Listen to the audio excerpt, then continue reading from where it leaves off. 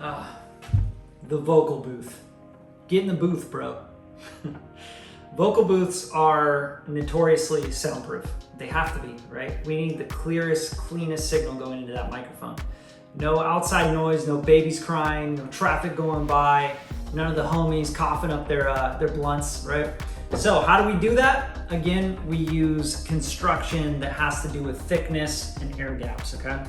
Now, if you're going to do any sort of door with a window, and I chose this design because I know that I want to see the full person in the booth. I want to talk to them. I want to see their mannerisms. And this is the next best thing for me as a producer and engineer, as having someone in the room and next to you, right? So if you're going to do this, you need to make sure that you're using double pane glass. So this is basically just a double pane window. And what we have is we have 2 layers of glass with an air gap in between. And you can see the metal in between there. But these are 2 layers, separate pieces of glass. So 2 sheets of glass put together and sealed, 100% sealed, no air leaks. That's very, very important. And that's only if you want to have a booth with an actual window in it, right? Some booths, they don't have that. They just have solid doors with solid cores. And I just chose this because we wanted to shoot content in the studio here at Radium. I wanted to be able to connect with the artists. I want to see how they're feeling, how they're looking, you know, what are their mannerisms towards me. Hey man, I really like that part, you know, back there. Like, I also wanted to see how they're dressed, their vibe, you know, so that if we shot content, you know, they can have their jewelry on, they can have their cool pants on, the stuff they've spent money on to look good. We could shoot head to toe with a video while we're recording, while we're producing, while we're making records. So that was really important to me.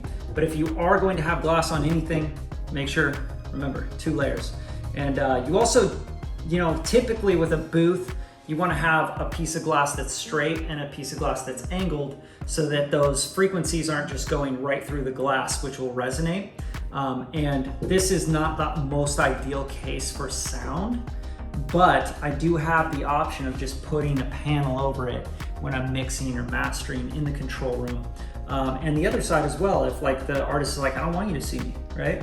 I just throw the panel up on the inside and it's no big deal. So I like to have a little give and take, because here's the thing about making music is you have the technical side, you have the soundproofing, you have the acoustic tuning, all that stuff. But then you also have the human contact. You have I'm making a record with someone and I want to make something special and I want it to have emotion to it and I want to connect with an artist.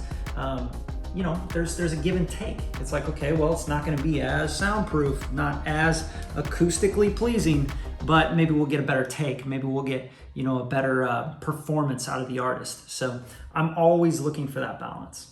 And sometimes you have to give a little to get a little, right?